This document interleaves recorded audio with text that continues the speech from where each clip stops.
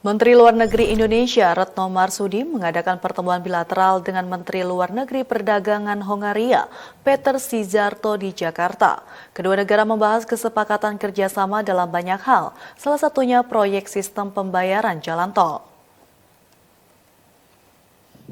The signing of the letter of intent between the government of the Republic of Indonesia and the government of Hungary for the establishment of the Indonesian-Hungarian Investment Fund.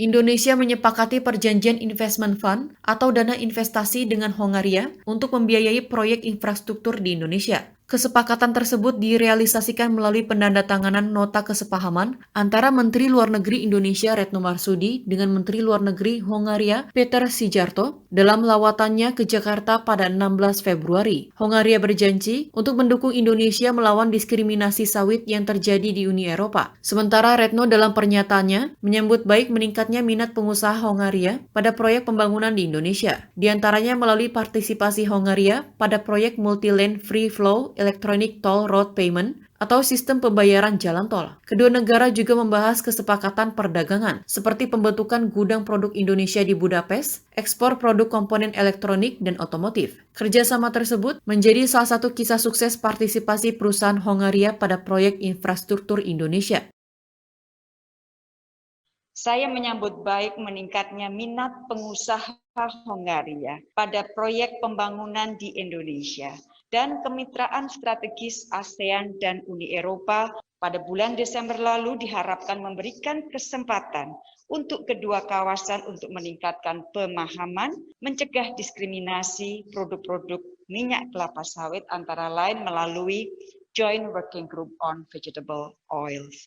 In order to be able to finance all these projects, we have signed the agreement on establishing an Indonesia-Hungary investment fund with a framework of $500 million, which will be a very good framework for our economic cooperation in the future.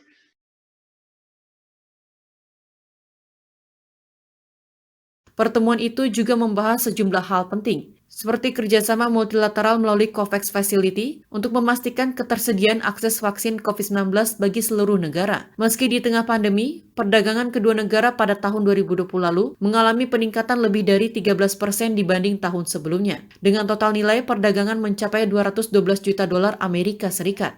Dalam mengatasi pandemi COVID-19, This is a fully digitalized system which will